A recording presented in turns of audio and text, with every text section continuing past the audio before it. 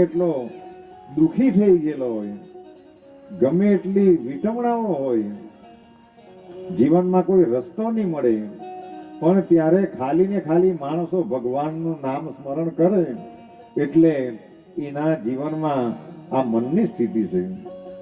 જેમણે જેમ આ બધા ભક્તો સદાને માટે પાઠ કરનારા છે, ખાલી અંદરનો એક અહેસાસ અનુભવ કરજો. ગમે એટલા થાકેલા હોય, ગમે તેવું માણસોના મગજ મન અપસેટ હોય, પણ જેવા ભગવાનના પાઠ કરે તેવું માણસોનું મન અને તન બંને શાંત થઈ જાય.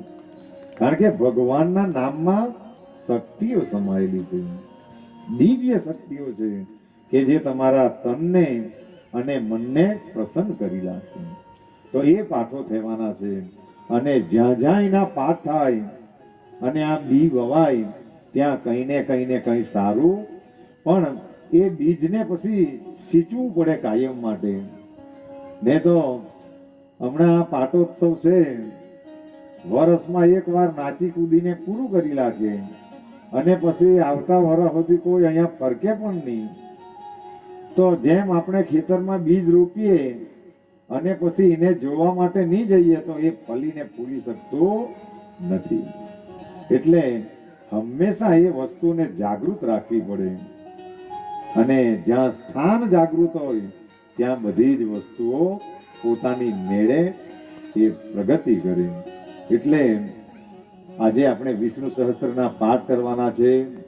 તો અને તેમાં પણ સમૂહમાં, જે સમૂહોમાં પાઠ થાય તો ત્યાંની શક્તિ અગાધ, એમની દિવ્યતા, માણસોના ગમે તેવા વિકારો, ગમે તેવા રોગો, ગમે તેવા પાપો એ પણ એની રીતે શાંત થઈ જતા હોય.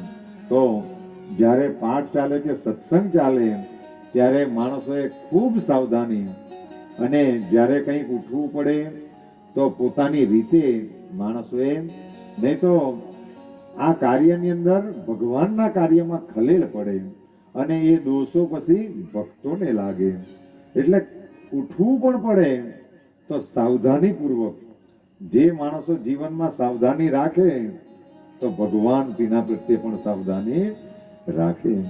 એટલે શિરડીના સાંઈ બાબા બહુ સરસ વાત કહેતા કે આ સંસારમાં સંભાળીને ચાલનારનું શ્રી હરિ રક્ષણ કરે, ને તો જે માણસો બેફામ બની જાય તો તેનું પતન થાય. એટલે પ્રથમ તો આપણે પાઠ થાય એ પહેલા ગણપતિ સ્તુતિ પણ કરવું. હું કામ? કારણ કે સ્તુતિઓ એટલી સરસ છે, ભગવાનને પ્રસન્ન કરવાની અને ભગવાનની કૃપા મેળવવાની. આ ગણપતિ જેવી સ્તુતિઓ કે જ્યારે આવા પૃથ્વી પર સંકટો આવેલા અને દેવ લોકોએ ગાયેલી સ્તુતિ, અને એ સ્તુતિથી પ્રસન્ન થયેલા ગણપતિ દાદા, અને એ દેવોને વરદાન આપી દીધેલા કે તમે ભાવથી મારી સ્તુતિ ગાઈ છે, તમારા સંકટો દૂર થઈ જાય. તો આવી સ્તુતિ જ્યારે મોકા મળે ત્યારે આપણે પણ ગાઈ લેવાની. એ જમા થાય, અને એ જ્યારે આપણે કોઈ જગ્યાએ સંકટોમાં મુકાઈ જઈએ તો ત્યારે એની શક્તિઓ, એ મૂડી એ આપણી સાથે કાર્યરત રહે. તો આપણે પેલા એ ગણપતિજીને